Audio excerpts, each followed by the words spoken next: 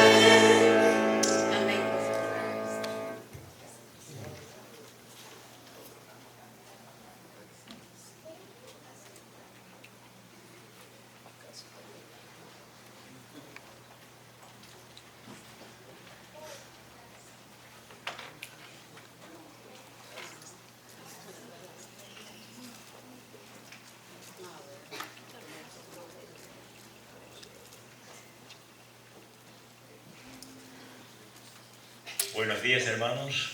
Dios les bendiga.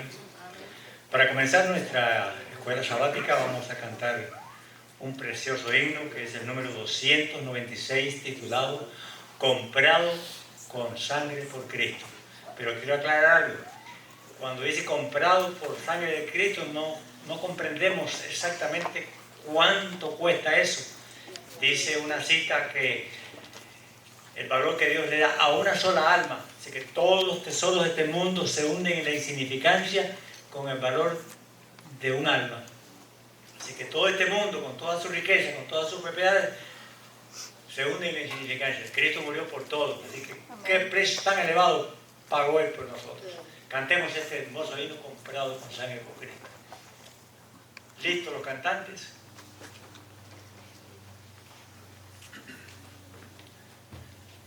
Gracias.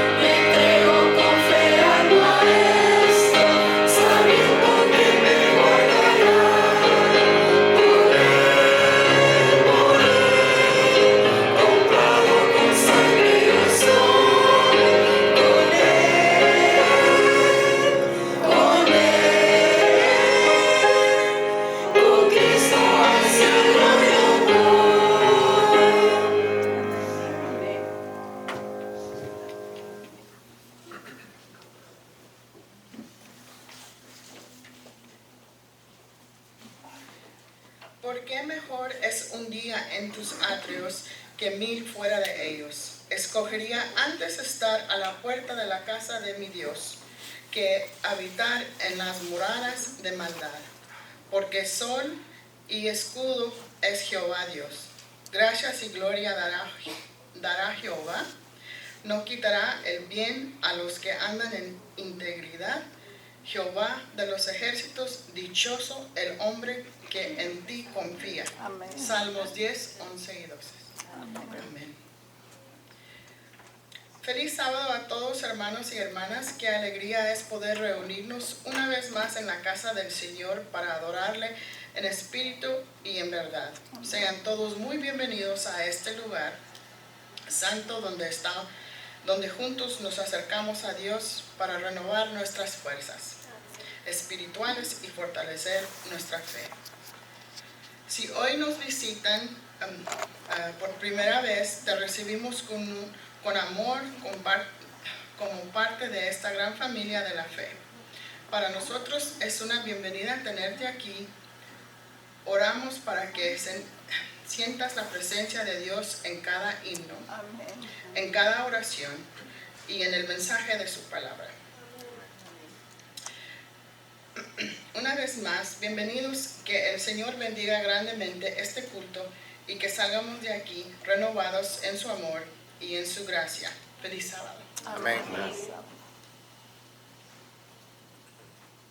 La lectura bíblica de esta mañana se encuentra en el libro de Éxodo, capítulo 12, versículos 26 y 27. Y cuando os dijeren vuestros hijos, ¿qué es este rito vuestro? Vosotros responderéis, es la víctima de la Pascua de Jehová, el cual pasó por encima de la casa de los hijos de Israel en Egipto, cuando hirió a los egipcios y libró nuestras casas. Entonces, el pueblo se inclinó y adoró. De igual manera, así como ellos hicieron, el pueblo de Israel, en esta mañana, les invito a que nos inclinemos y que podamos adorar a Dios. ¿De qué manera? A través de la oración. Vamos a orar.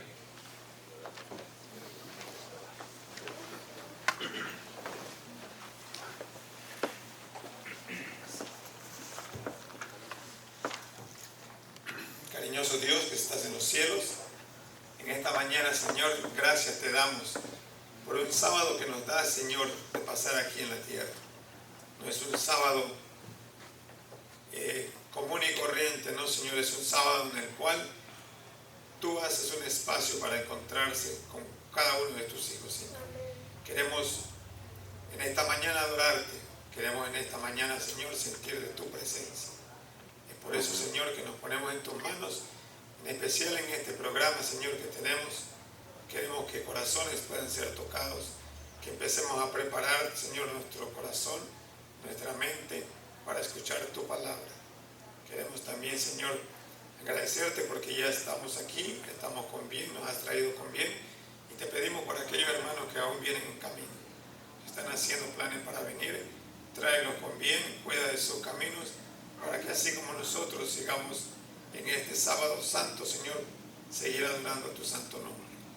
Bendícenos a cada uno de nosotros.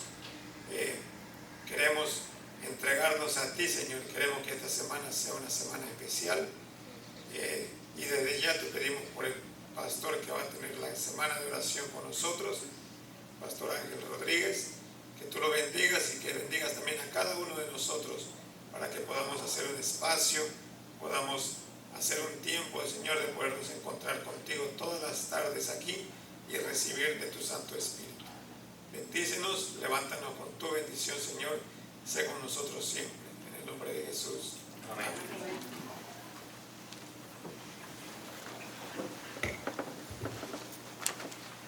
Jessica Marroquín nos traerá un especial en este momento para honra y gloria de Dios y para deleite de cada uno de nosotros. Adelante, señorita.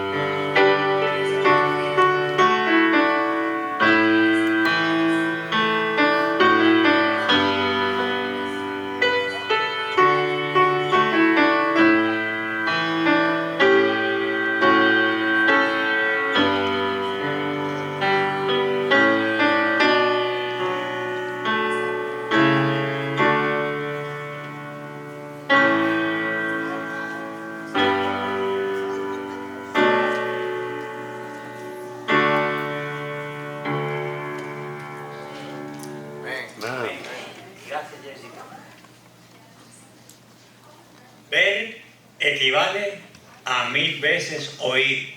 Así que veamos ahora un video relacionado con la escuela sabática.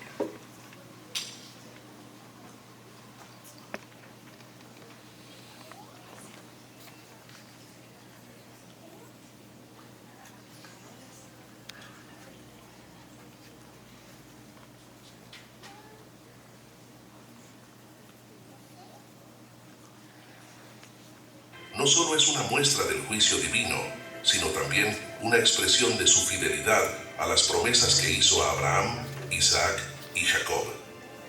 La 10ª plaga, la muerte de los primogénitos, es el juicio final que quiebra la resistencia del faraón. Es un acto de justicia severa, pero también demuestra que la opresión y el pecado tienen un límite ante la justicia de Dios. El faraón, quien se había negado a liberar al pueblo, a pesar de las repetidas advertencias y plagas, finalmente debe enfrentarse a la pérdida más dolorosa. En este punto, se convierte en evidente que ninguna resistencia humana puede frustrar los planes de Dios. Para los israelitas, la Pascua se convierte en un momento definitorio de su identidad como pueblo de Dios.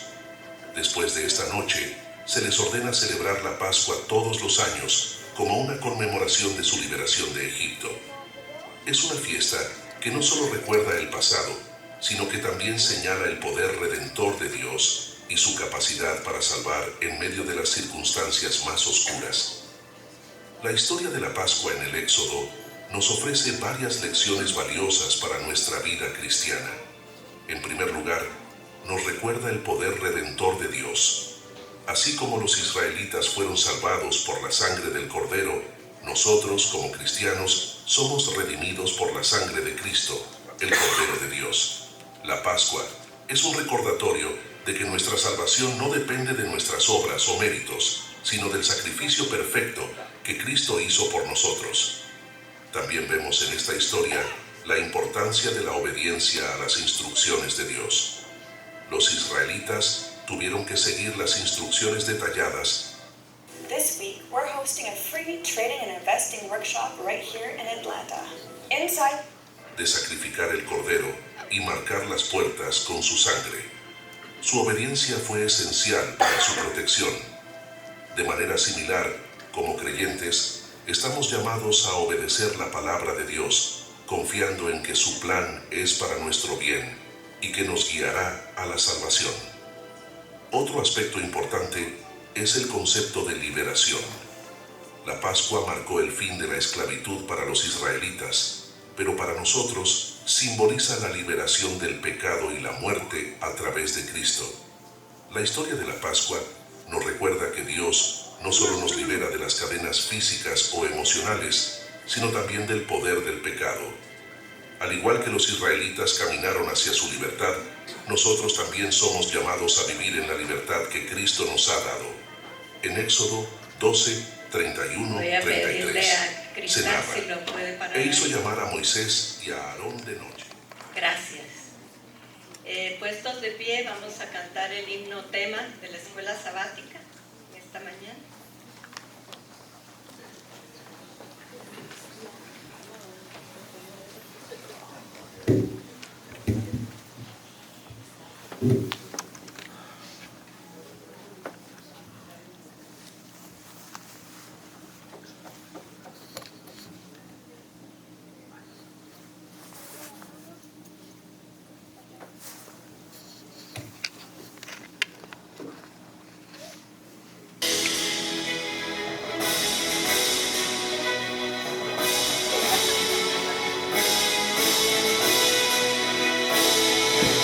Su poder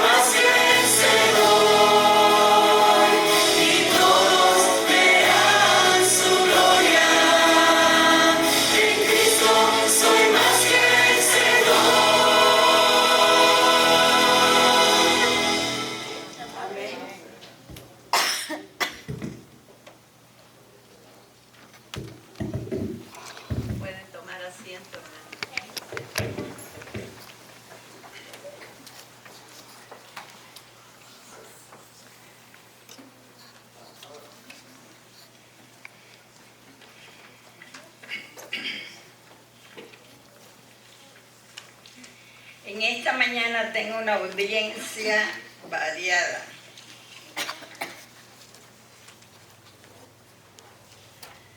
Ciertas prácticas espirituales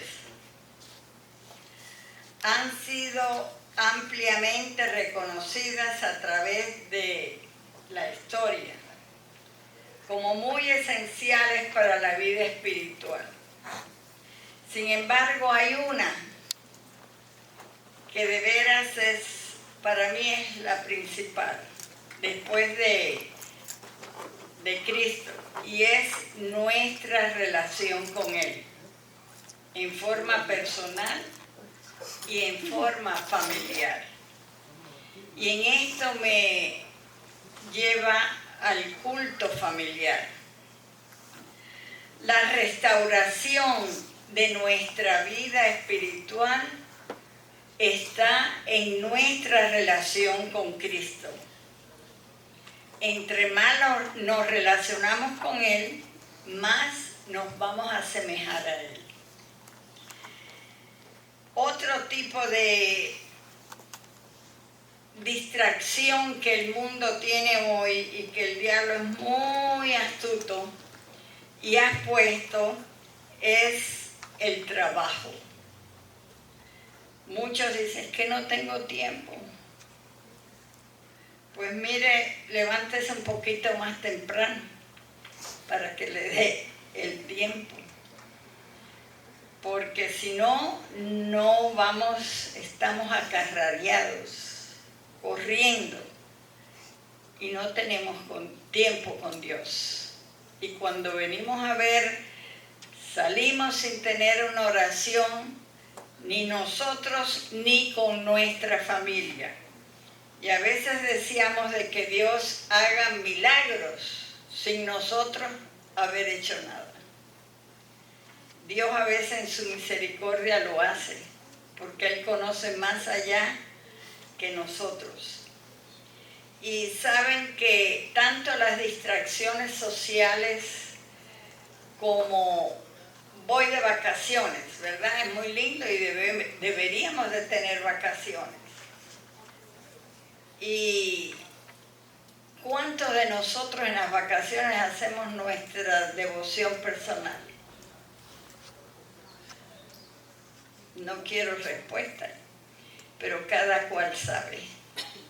¿Le dedicamos el tiempo a Dios también, aún en las vacaciones? ¿O tomamos vacaciones y decimos, no, después yo regreso y allá y continúo con mis maneras de ser? Pero saben que el diablo toma lugar de esto y nos hace a veces aún olvidarnos de esa manera de pensar. Y tristemente, pues a veces decimos, es que no puedo alcanzar la victoria en esto.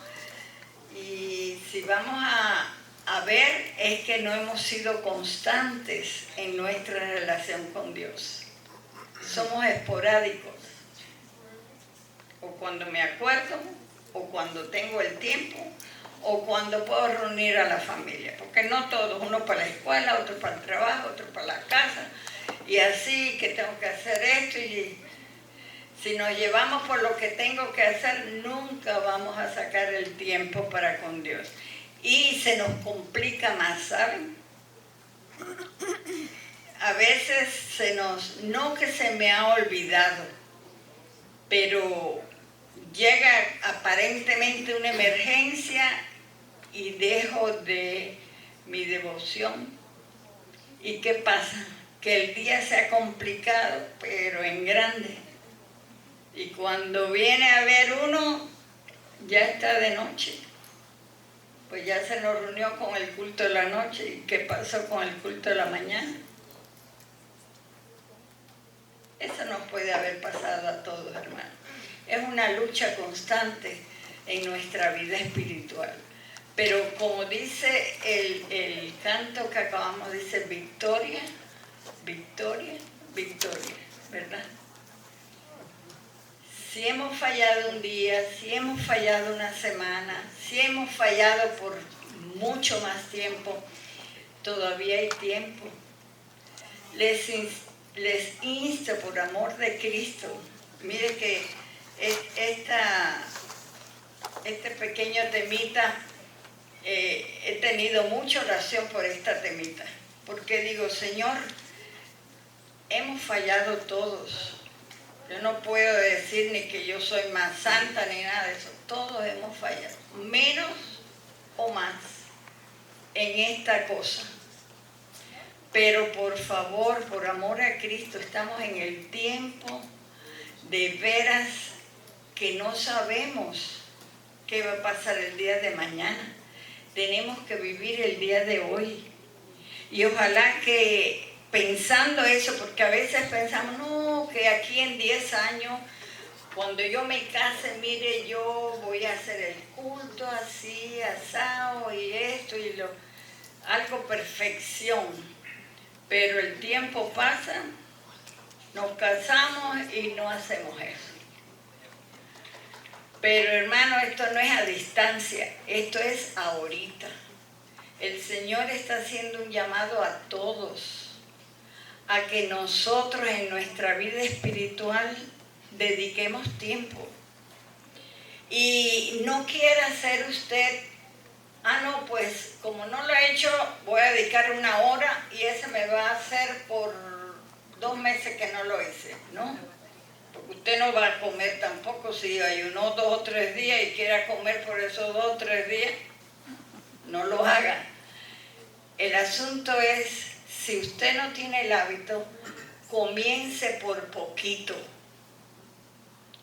Por poquito, esa relación con Dios. Señor, ayúdame a tener ese más deseo de estar con usted, de llevarle todas mis cargas a usted, de agradecer a Dios por lo que ha hecho por nosotros. Y así vaya aumentando poquito a poquito. No solamente la oración, sino también va junto con el estudio de la palabra de Dios. Y no estudiemos sin haber orado, porque a veces no vamos a entender o whatever sea, pero necesitamos que el Espíritu Santo sea quien nos aclare, nos refresque las cosas que aquí están escritas para nosotros. Les digo que 2 pequeñas experiencias. Había un hermano en una de las primeras iglesias que trabajamos allá en Cuba, un hermano muy ferviente, tenía 4 hijos. El hermano trabajaba, era jefe de algo del ingenio que allí había.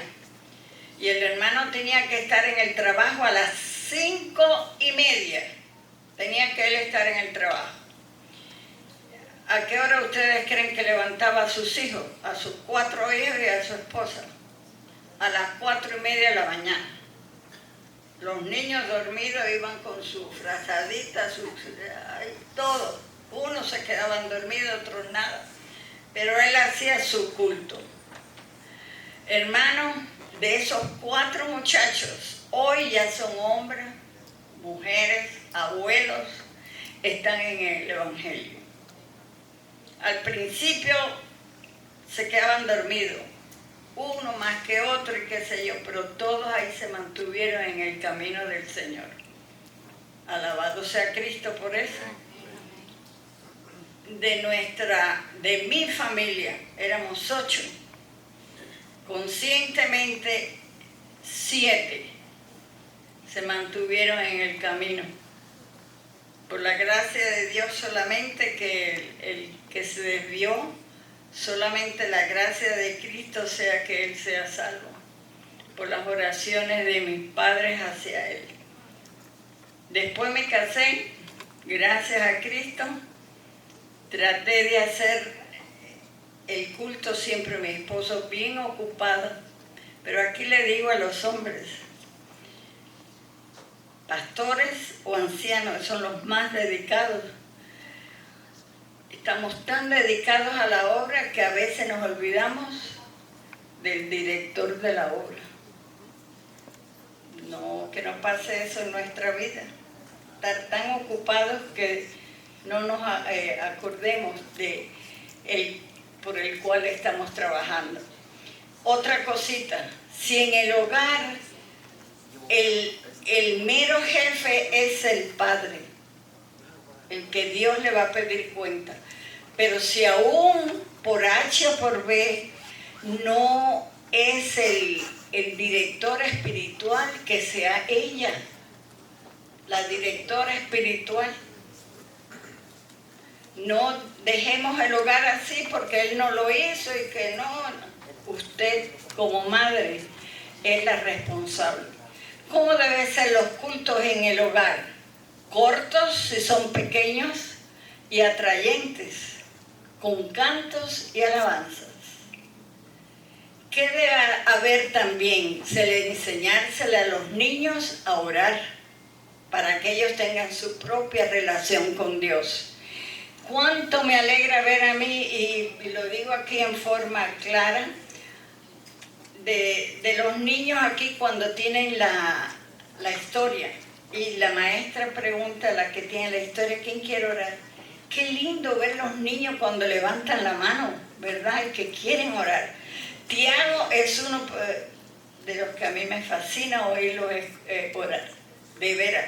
Y eso revela que en su hogar hay ¿qué? Hay culto, tanto en la mañana como en la tarde. También el hijo de nuestra hermana, qué lindo. La hermanita de Tiago que ya está comenzando. Eso es hermoso verlo, que esos corderitos ya quieren esa comunión con Dios porque se les enseña. Así que hermanos o abuelos o solos, si estamos solos nosotros hacerlo, si estamos casados deberíamos de hacerlo, si tenemos nuestros hijos debemos de hacer nuestro culto matutino y vespertino. Y otras dos cositas, que no sea esporádico, hermano, que sea algo ritual. ¿Qué se le dijo al pueblo de Israel? Que la Pascua debían de celebrarla, ¿cuánto? ¿Una vez a qué? Una vez al año, pero era fijo. Ellos no debían de olvidarse de eso, ¿verdad? Así que de nosotros también va a depender sacar el tiempo con Dios. No dejemos que los niños vayan a la escuela sin haberlos llevado en las manos de Cristo. Ustedes no saben hoy las escuelas cómo están.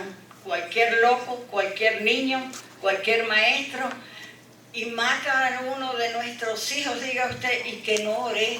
Qué triste sería esa experiencia, hermano. Qué triste. Ojalá que nunca suceda eso, ¿verdad? Pero nunca, por muy urgente de vuestras necesidades, padres, no dejéis que vayan nuestros hijos afuera sin haberlos encomendado a nuestro Dios. Y luego en la tarde, agradecer a Dios por todas sus bondades que ha hecho con nosotros en el día. Que Dios nos bendiga, que Dios nos ayude a que hagamos nuestro pacto con Cristo, si no lo hemos hecho, de que diariamente tener nuestra relación con Él, llevar nuestros hijos, porque yo creo que aquí todos queremos que nuestros hijos también se salven. Así que Dios le bendiga, Dios nos ayude y que seamos impresionados por el Espíritu Santo a buscar a Dios cada día. Amén. Parecía que estábamos en el sermón de la mañana, ¿verdad? Es el tiempo de la lección, el tiempo pasado de los 20. Ahora el pastor Gus tendrá la lección general y vamos a tener una oración para comenzar.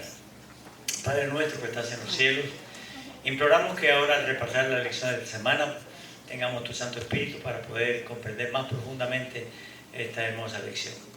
Bendice al pastor Gus, úsale como instrumento en tus manos, en el nombre de Jesús. Amén.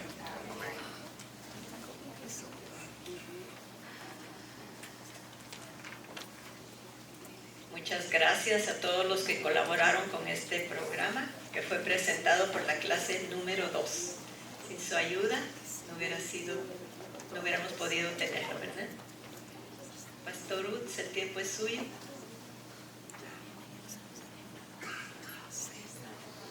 Solo quería darle espacio al pastor.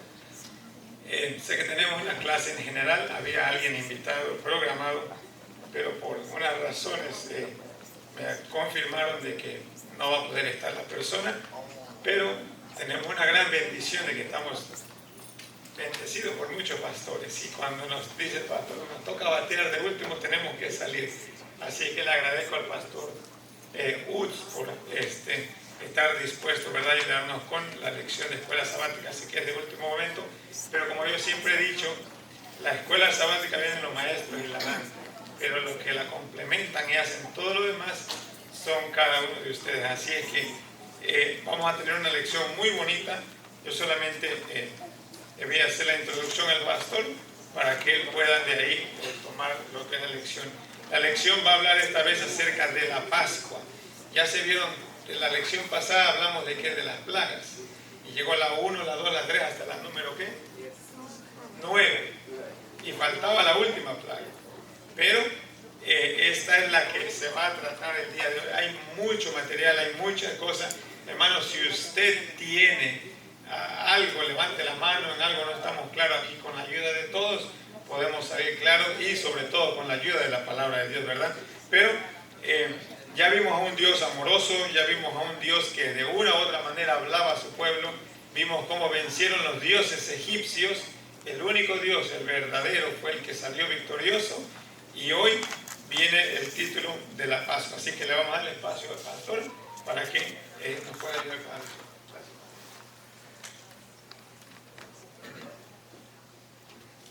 Muy bien, hermanos, vamos a inclinar una vez más el rostro para que Dios nos guíe en el estudio de esta mañana. Querido Padre, gracias por tu palabra, Señor.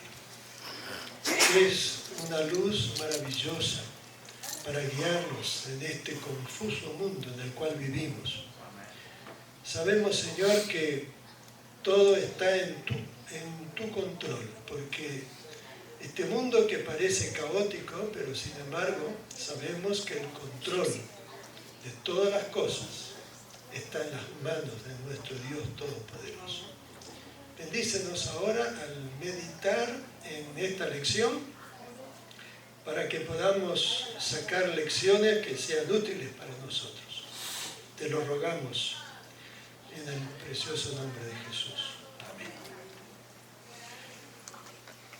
Las cosas que estamos estudiando durante este trimestre acerca del Éxodo, y especialmente cuando llegamos a esta lección, son hechos que ocurrieron hace ¿cuántos años? ¿Cuántos años transcurrieron de lo que hemos estado estudiando? Número redondo. 2500. 2500. 2500. 3500 años, más o menos, número redondo. 3500 años, hermanos. ¿Y son cosas relevantes para nosotros hoy o no? ¿Sí? Aprendemos algo que nos beneficia espiritualmente de hechos que ocurrieron hace tantos milenios. No son ni siglos, sino milenios. Mis hermanos, las plagas que ocurrieron en Egipto, que de paso, ¿cuántas eran? ¿Cuántas plagas? 10 plagas. Cuando ustedes leen Apocalipsis, se nos habla de que van a haber plagas otra vez. ¿Cuántas plagas? 7. Y esto sí nos va a tocar a nosotros. Puede ser. No sabemos cuándo estas plagas van a ocurrir, pero van a ocurrir, sin lugar a dudas. Y fíjense que hay mucho de similitud en las plagas de Egipto con las plagas apocalípticas que están ahí en Apocalipsis capítulo 16. También hemos visto durante estas semanas pasadas, ¿verdad?, que el pueblo de Israel, mayormente estas plagas, ellos estaban libres. En la tierra de Gosén, que es la parte oriental de Egipto, no les tocó esas plagas. Caían sobre los egipcios, pero el pueblo de Israel estuvo libre de estas plagas. Había oscuridad por 3 días. Imagínense lo aterrador que era para aquella gente, porque no había luz eléctrica en aquel entonces, ¿verdad? Sino que tenían que prender los candiles o las velas o un objeto para poder alumbrarse, y de día y de noche oscuridad por 3 días. Pero en la tierra de Gosén, ahí el sol estaba alumbrando. Una clara distinción entre el pueblo de Dios y aquellos que no lo eran. Todas estas plagas fueron increciendo, o sea, fueron en aumento, cada vez peor. Como para que reflexionaran, el Dios de los hebreos, el Dios Jehová, es todopoderoso. Aquellos ídolos que ellos adoraban, infinidad de ídolos. Para cada cosa había un ídolo. Totalmente impotentes. Pregunto, ¿aquella idolatría era simplemente la adoración a un objeto o había algún poder detrás de esos ídolos? ¿Había algún poder o no? Satanás. ¿Y Satanás actuaba o no actuaba? Claro que actuaba. Mis hermanos, todas las religiones paganas, las religiones que adoran infinidad de ídolos, hay un poder satánico detrás de eso. No piensen que es una tontería ahí pedirle a un muñeco, ¿verdad?, para que nos ayude. Mis hermanos, detrás de esos muñecos hay un poder que trabaja. Hoy la gente adora muñecos, ¿o no? ¿Hay o no hay? ¿Sí o no? Me viene a la memoria una ocasión, estaba ahí en Providence, Rhode Island. Estábamos celebrando Thanksgiving. Y una señora a quien yo le daba estudios bíblicos me dijo, mire, yo tengo una amiga que ocurren cosas raras en su casa. Yo digo, ¿qué le ocurre? Bueno, dice, de pronto a la medianoche se prende el televisor, sin que nadie lo prenda. Y entonces ocurren cosas extrañas, así como que las cortinas se mueven. Y era tiempo de invierno. Ustedes saben, Thanksgiving, estamos en noviembre. Y ustedes abren las ventanas en noviembre, todas las ventanas están bien cerradas, más allá en Nueva Inglaterra, que hace muchísimo frío. Y entonces me dice esta señora, ¿usted podría irnos después del desayuno que tenemos acá a visitar a esta señora? Yo digo, bueno, ella quiere que la visite. Sí, ella está bien asustada, bien preocupada, porque de pronto se prenden las luces de su casa sin que nadie esté moviendo el switch de la luz. ¿Está bien? Vamos. Y el anciano también dijo, voy con usted también, pastor. Bueno, pues vamos. Y cuando llegamos a la casa, la señora todavía estaba como medio dormida, pero nos abrió la puerta, entramos, nos sentamos en la sala, y mientras ella se fue a su recámara para cambiarse, y yo me puse a mirar un poquitito. ¡Wow! Yo veía Budas por todos lados. El muñequito ese de Buda, ¿no? El gordito, el chinito, ¿no? Y entonces yo digo, mire, tiene Buda por todos lados, ¿no? Y cuando ella salió, entonces me contó todas las cosas que le estaban pasando. Y yo le pregunto, ¿y por qué tienen tantos Budas? Dice, me gustan estos Budas. ¿Y qué es el Buda? ¿Para qué la gente lo usa? ¿Como adorno simplemente o Hermanos, el budismo es una religión oriental de muchísimos siglos. ¿Ok? Y usan esa estatua de Buda para rendirle culto y adoración al famoso Buda. Lo curioso es que yo le dije,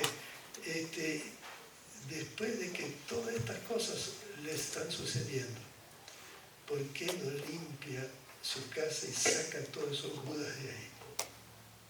Bueno, está bien. Yo le digo, bótelo.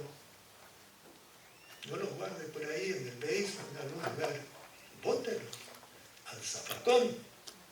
Porque entonces tuvimos un estudio bíblico, tiró todos los Budas. La próxima vez que fuimos, la semana siguiente, ya no había más Budas. Y yo digo, ¿y cómo sigue la cosa? Todavía se prenden las luces y... No, dice, no, ya se acabó todo. Mis hermanos, esto es solo una experiencia. No tengamos estas cosas en nuestras casas, porque el enemigo trabaja a través de eso. Porque todas esas religiones tienen un denominador común, y es el animismo, o sea, hay un poder que actúa detrás de esos supuestos muñecos. El diablo se manifiesta, hermanos. Y por eso es que esos egipcios estaban tan arraigados a la idolatría. Por eso es que Aarón tiró ahí su vara y se hizo culebra, se hizo tal vez una cobra, ¿no? Porque ese era el símbolo que usaban los egipcios. Y los magos también tiraron palos que supuestamente se hacían también culebras. Lo único, y ahí Dios se manifestó nuevamente con su poder sobrenatural y todopoderoso. La vara de Aarón se comió a todas las otras que estaban ahí, ¿no? Como diciendo, con Dios tenemos al poder sobrenatural todopoderoso. Mis hermanos, la Pascua, finalmente llegó lo máximo. El faraón resistiendo todo el tiempo.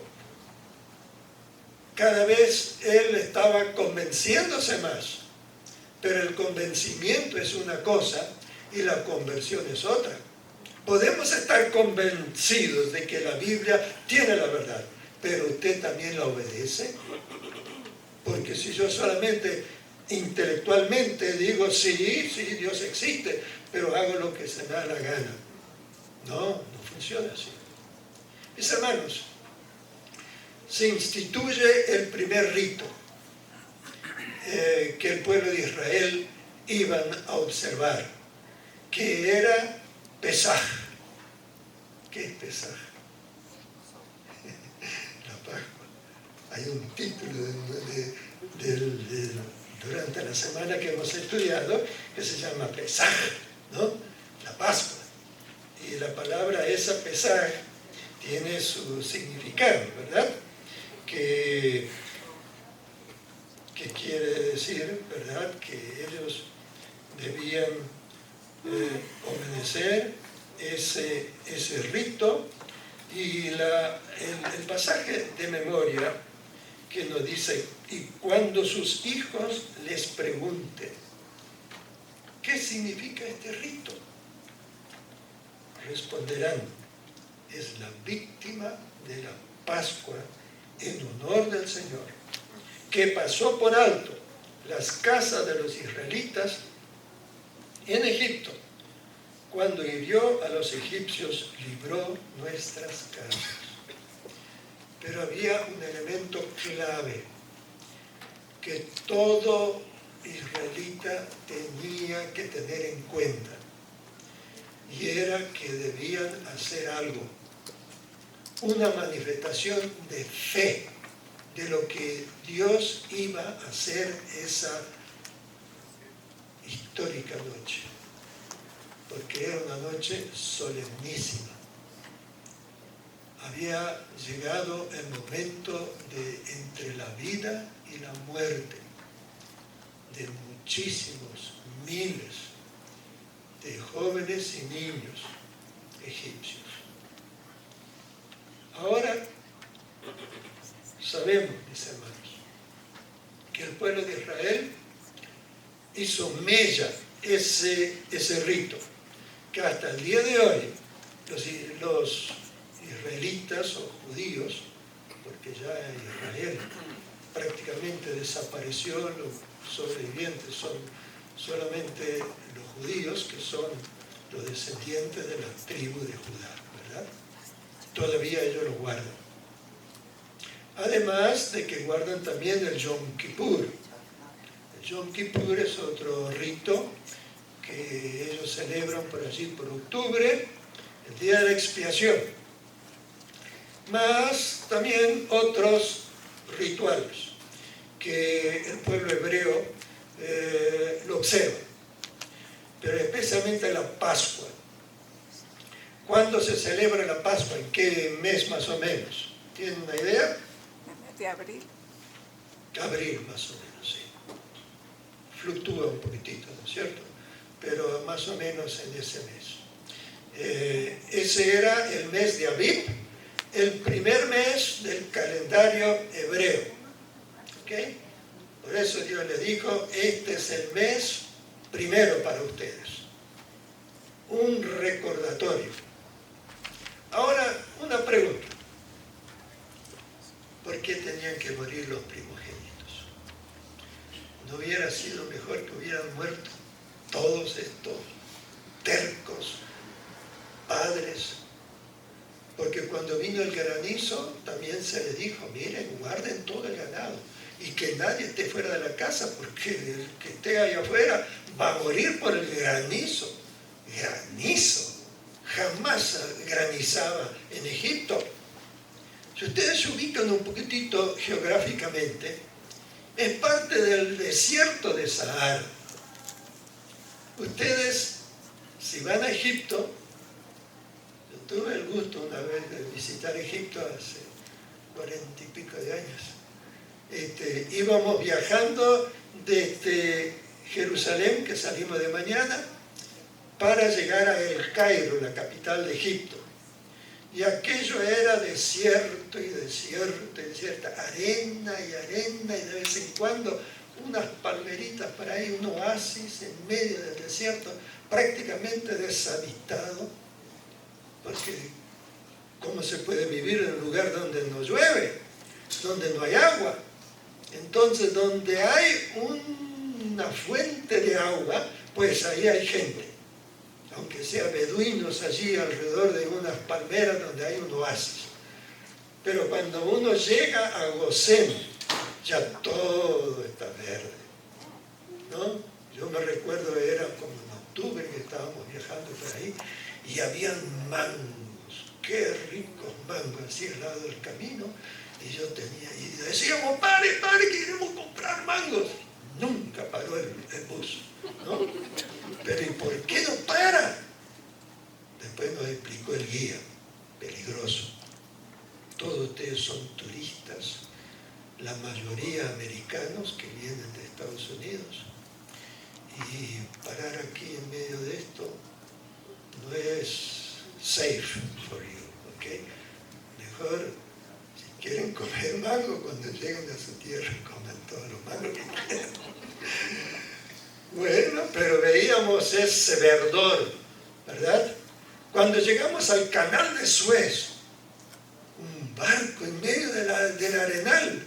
¿Y cómo anda ese? Porque como dunas así, y veíamos un barco andando, pero ¿dónde está? Y cuando llegamos, hay el canal de Suez, un canal no muy ancho, y el barco andando así que parecía en medio del arenal del desierto de Sahara, andando un barco. Claro, era un canal, el canal de Suez. El pueblo de Israel, mis hermanos, cuando llegaron a la 10ª plaga, ya ellos estaban ya bien motivados, porque habían sucedido desastres tras desastres para los egipcios. Ya prácticamente la vegetación estaba destruida, primeramente por el granizo, después las langostas que acabaron con lo poco verde que había quedado, ¿verdad? Fue una devastación total. Ahora, prepárense para la Pascua. El día 10, búsquense un cordero. El cordero era un animal viejo. ¿Cuánto tenía que ser el cordero? Un año. O sea, tenía que ser un animalito maduro, pero jovencito todavía, joven, con todo su, ¿no? Tenía que separarlo el día 10, para después en el día 14, entonces ahí lo sacrificaban. Y al sacrificarlo, había un rito que había que realizar allí. ¿Cómo era ese rito? A ver quién lo quiere explicar rápidamente. Porque eso tiene una implicación muy linda. Habla acerca de la vestimenta. Ellos tenían que tener su ceñido. Sí, tenían que estar vestidos, calzados, con un bordón, con un palo por lo menos, porque iba a ser un viaje por zonas escabrosas. Si ustedes tienen que andar en zonas escabrosas, montañas o cerros, llévense un palito, ¿no es cierto? Un palo fuerte para que les mantenga el equilibrio. Pastor, cada familia tenía que cocinar ese cordero. Si la familia era muy pequeña, debería de compartir ese cordero con otra familia y unirse entre familias. O sea, el cordero iba a ser inmolado el 14 en la tarde y entonces lo cocinaban en ollas o cómo lo hacían. Tenía que ser asado. ¿Cómo se preparaba ese cordero? Asado. Asado tenía que ser, ¿ok? La parte más saludable de aquellos que comen carne, ¿verdad? Asado. El cordero, por regla general, es medio grasoso, ¿ok? Tiene una carne media grasosa, si ustedes han comido a la vez corderos. ¿Ok? Entonces, asado es donde gotea toda la grasa y se va. Eso de que tapan así, aquí como hacen los barbecues, aquí que le ponen una tapa para que el humo impregne la carne, eso es un cancerígeno de primera. ¿Por qué? Porque la grasa, cuando se quema, se forma un humo tóxico que es muy perjudicial para la salud. ¿Okay? Pastor, con eso del cordero, o sea, con este proceso que era indicación específica que Dios estaba dando al pueblo de Israel. Y si esa comida no se terminaba, o sea, esa noche, porque era una preparación que ellos tenían que hacer, o sea, la hermana mencionó, tenían que estar preparados, tienen que comer esto hasta que pues, estuvieran llenos, pero lo que ellos les quedaba, ellos tenían que, o sea, ¿qué hacían con eso? Lo enterraban. Lo quemaban, lo ponían ahí sobre la brasa. No solo eso, sino que la sangre de ese cordero tenía que estar puesta en los postes de las casas de los hebreos. Esto nos lleva a una lección, a un punto. No solamente algo que, sí pasó, pusieron esto, pusieron otro, o sea, pero ¿cuál es la lección a lo que nos lleva la sangre del cordero en los hogares de los israelitas? ¿Qué nos hace la diferencia en lo que es en los egipcios y esa sangre en los israelitas? ¿Es solamente también esa sangre fue para ellos allá? ¿O es también para Perdón, nosotros? ¿están escuchando allá atrás o no? No escuchan. Hay que usar el micrófono.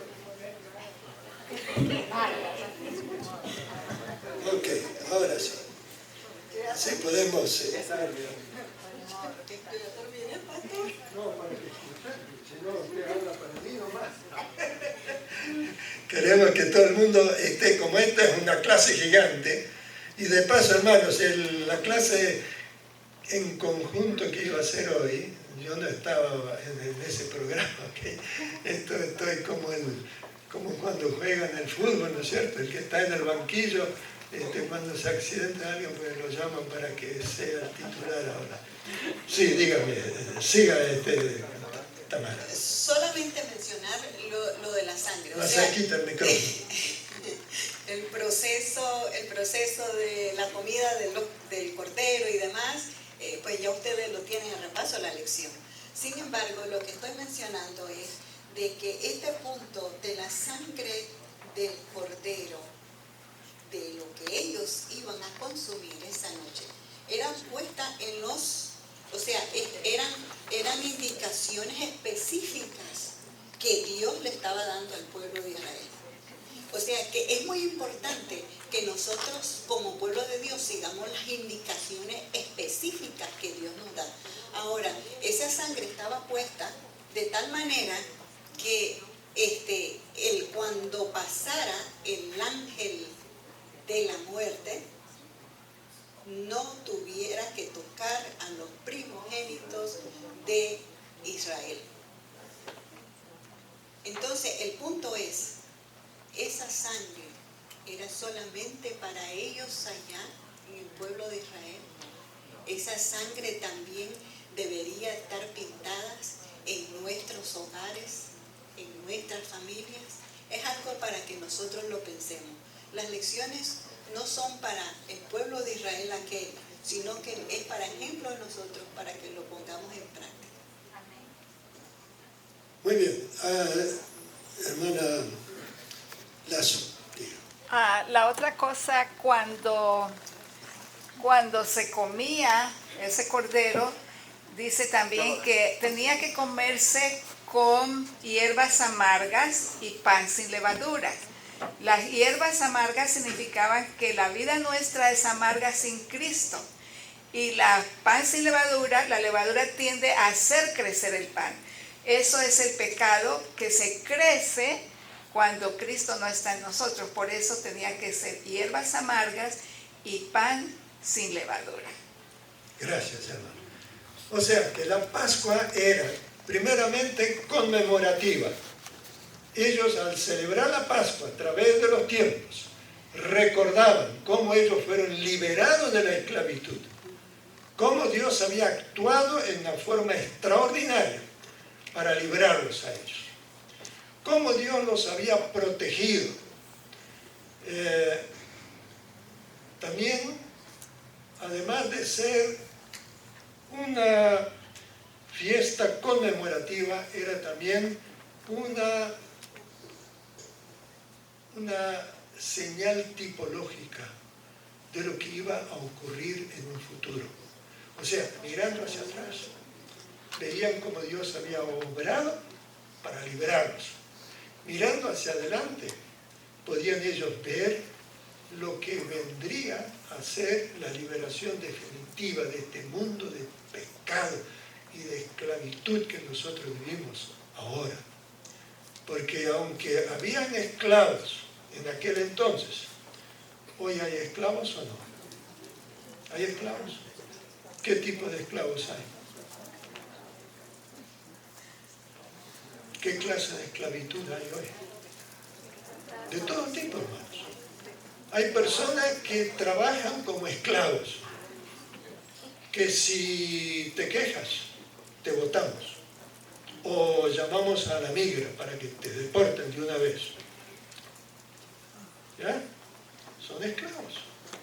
Yo me recuerdo en Nueva York, una vez se encontraron ahí una de esas tiendas que cosen ropa y tenían un montón de gente indocumentada allí y que tenían que trabajar como esclavos y no podían quejarse porque el dueño decía, si ustedes se quejan, yo les llamo aquí a las autoridades Entonces tenían que callarse y trabajar día y noche. Hermanos, hay esclavos también de las drogas, esclavos de todo tipo, una forma sofisticada de esclavitud que reina todavía en el mundo. Ahora, sí, hermano. También esto nos recuerda que el pasado es el éxodo cuando Jesús, Dios nos saca de la esclavitud. El presente es que tenemos que hacer nuestra decisión de entregarnos al Señor y el futuro es la libertad eterna en el cielo. ¿Ya? O sea, el significado de que el cordero tenía que ser de 1 año, debía ser perfecto, no debía tener defectos de ninguna clase, ¿ok? Era un animalito escogido, no era ni un carnero, un viejo, sino era un cordero, podría ser también un cabrito de 1 año, pero debía ser perfecto. Debían comerlo sin quebrarle los huesos. Además de eso, solamente era una comida para esa noche. No podían llevar carne para el camino. Si sobraba, había que quemarlo, había que destruirlo, no podían llevarlo. Había una razón de salud también, ¿no es cierto? Porque ahí no había refrigeración, imagínense, en el calor, rápidamente esa carne se descomponía. Entonces había que destruirla. Pero hay una cosa tipológica ahí. Jesús, cuando se fue a bautizar en el río Jordán, cuando Juan el Bautista le vio, inmediatamente el Espíritu Santo le dijo, este es el que tiene que venir después de ti. Y él dijo, he aquí el Cordero de Dios que quita el pecado del mundo. Todo aquello apuntaba hacia esa tipología, de ese simbolismo de que ese Cordero era el símbolo de Cristo. ¿Okay? Una pregunta que quiero lanzarles. ¿Por qué tenían que morir los primogénitos? ¿Por qué no morían? Se murió primeramente, debiera haberlo muerto al faraón, el terco faraón ¿no es cierto? Tutmosis III. ¿Por qué no murieron los otros padres de familia? ¿Por qué tuvieron que morir los primogénitos? A ver, allá la hermana tiene la respuesta. Parece que Dios le dio tiempo a Faraón, pero cada vez que endurecía su corazón, nueve plagas. Endurecía su corazón. Y ahora viene el juicio. ¿Por qué no se arrepintió? Te dio tiempo. Dios es misericordioso, es paciente. Pero ya llegando a la 7ª plaga, pues dice también que endureció su corazón. A causa del endurecimiento del corazón de Faraón, murieron 70,000 egipcios. A ver, otra respuesta. Cuando nosotros pecamos, hay una consecuencia a tercero. Sí. A ver, Marlene. Pastor, podemos ver que las 9 primeras plagas siempre hubo intervención. Hubo Aarón, Moisés intervenía, Dios intervino, deja libre a mi pueblo. Pero en la 10ª plaga no hubo intervención ya.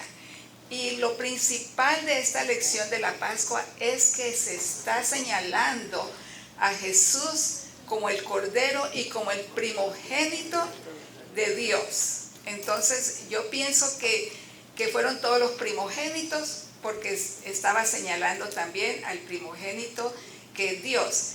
Pero ahora no fue Dios el que causó la muerte de estos primogénitos. Fue el mismo enemigo.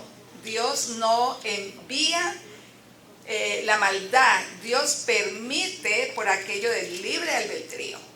Pero en resumen, se estaba señalando a Jesús como el primogénito.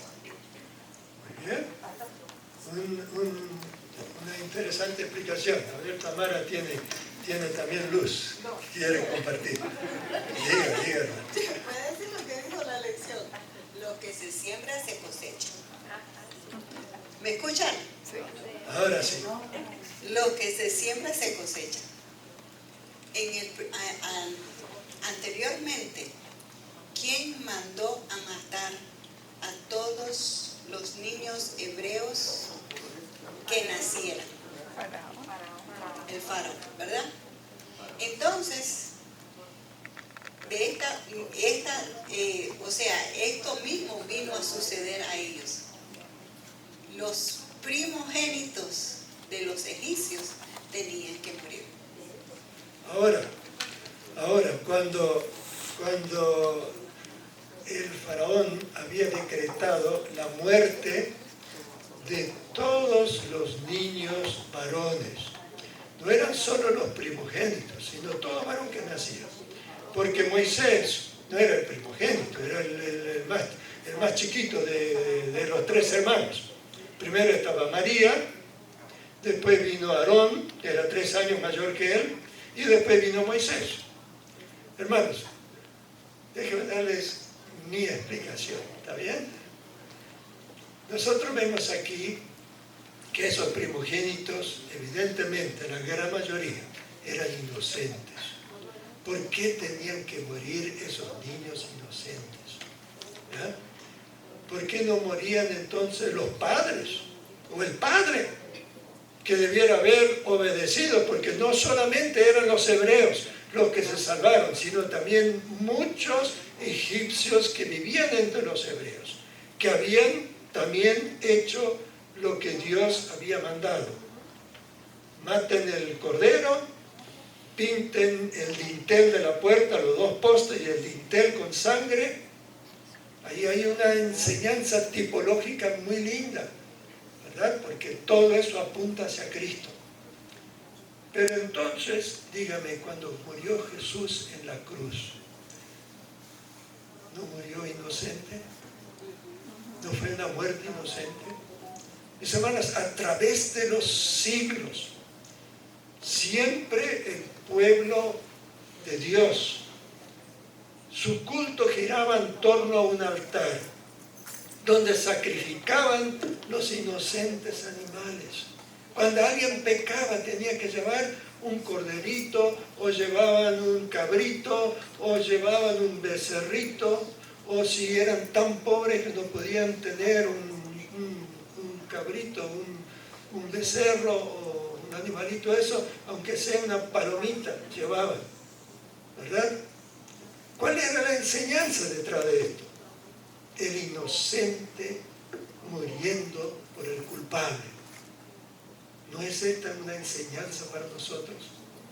Si nosotros vamos a ser salvos, hermanos, porque no somos culpables, claro que somos culpables, pero el inocente Hijo de Dios dio su vida por nosotros.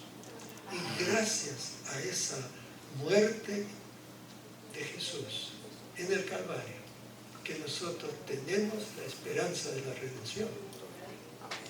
Hermanos, cuando Adán y Eva pecaron, lo primero que desapareció fue su manto de gloria que los rodeaba.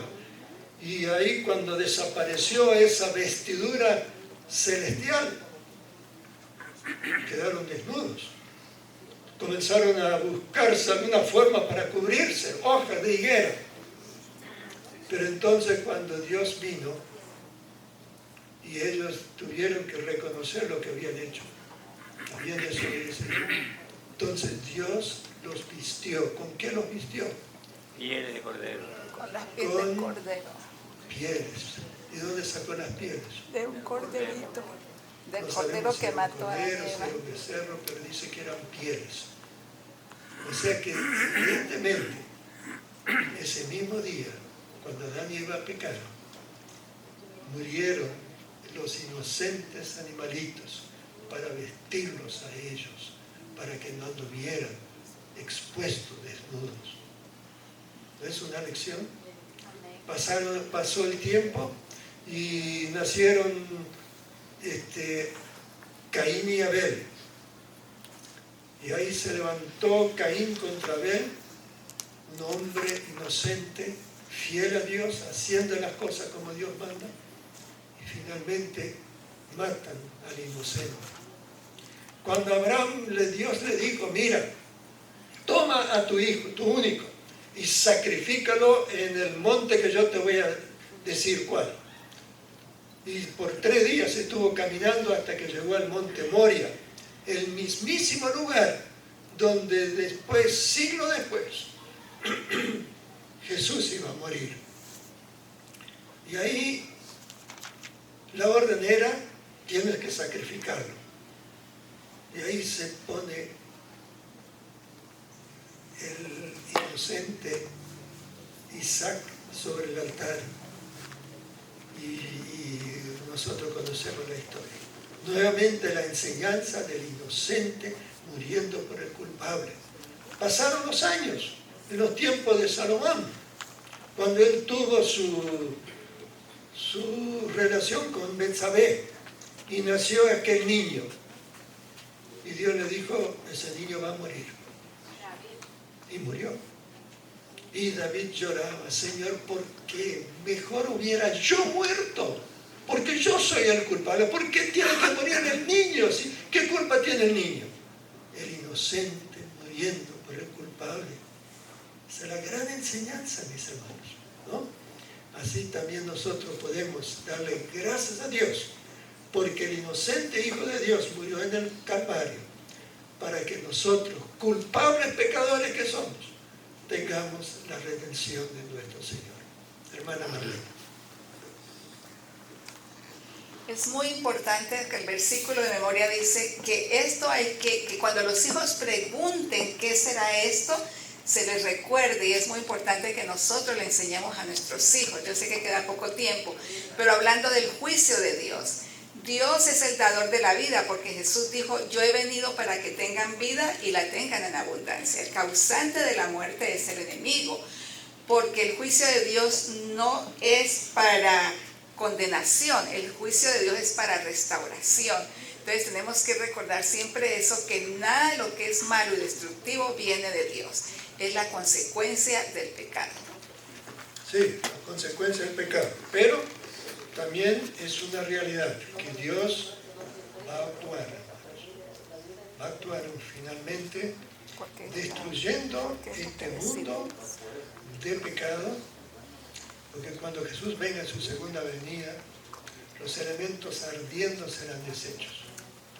Y el diablo es el único sobreviviente con todo el séquito de ángeles rebeldes por ese milenio, hasta que finalmente, después del milenio, Dios va a destruir raíz y rama. Todo lo que es pecaminoso va a quedar otra vez un mundo perfecto. Ahora, mis hermanos, para nosotros, ¿qué enseñanza nos trae el tema de la Pascua? Nosotros no celebramos la Pascua, pero después, cuando Jesús comió la última Pascua real que debiera haberse celebrado, la realidad había llegado. De lo que aquello era un símbolo, ahora era la realidad. Por eso Jesús, sentado ahí en el aposento alto, dijo, mucho tiempo he deseado comer con vosotros esta Pascua. Allí el Señor tomó los elementos de la Pascua, no el cordero, porque el cordero era Él, sino los panes sin levadura, las hierbas amargas, el vino, y así fue como Jesús instituyó, ¿qué cosa? Y este es un rito que para nosotros hoy. ¿Cuál es? La Santa Cena, la cena, la comunión. Y cada vez que nosotros llegamos a ese punto tan importante, que es la celebración de la Santa Cena, participemos, hermanos, porque allí hay un simbolismo, una tipología tan importante para nosotros, porque recordamos también lo que Jesús hizo por nosotros, como el Cordero de Dios que quita el pecado del mundo, vino y murió y se cumplió toda la tipología desde el Edén hasta los tiempos de nuestro Señor Jesús. Pero también nosotros miramos hacia el futuro. ¿Ok? Jesús dijo cuando estaba celebrando la Santa Cena, no comeré más de esta Pascua hasta aquel día en que lo coma de nuevo con vosotros. No el Cordero, sino la cena que el Señor va a tener con su pueblo en la Nueva Jerusalén. Hermanos, nosotros tenemos este lindo rito que tiene sus raíces allí, en ese día tan aciago que ocurrió aquella noche en Egipto, que tiene su implicación para nosotros hoy, porque sabemos que Jesús viene pronto, en ese día glorioso. Ya entonces vamos a verlo a nuestro amado Salvador. Y Él mismo dice que va a oficiar en aquella ocasión donde estará reunido el pueblo de Dios de todos los tiempos. Que Dios nos ayude, hermano, para que estemos allí, tú y yo, por la gracia del Señor.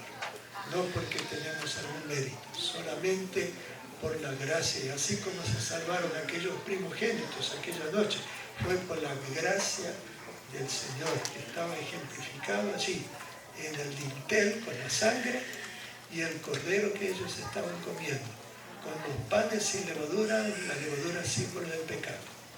Que así también nosotros podamos aferrarnos de la justicia que es nuestro Señor Jesús. Vamos a orar. Querido Padre, gracias por tu palabra, Señor. Que sabemos que aquel inocente Hijo de Dios que murió en la cruz del Calvario, que gracias a su sacrificio, por su muerte expiatoria, nosotros tenemos la bendita esperanza de la redención. Ayúdanos, Señor, a perseverar en ti hasta aquel día glorioso cuando podamos verlo cara a cara e irnos para siempre con Él, alabarlo, glorificarlo, adorarlo por los siglos de la eternidad. Amén. Danos, Señor, este inmenso privilegio, porque no lo merecemos, sino únicamente por su gracia, por su sacrificio en favor de nosotros. En su nombre te lo rogamos, Padre.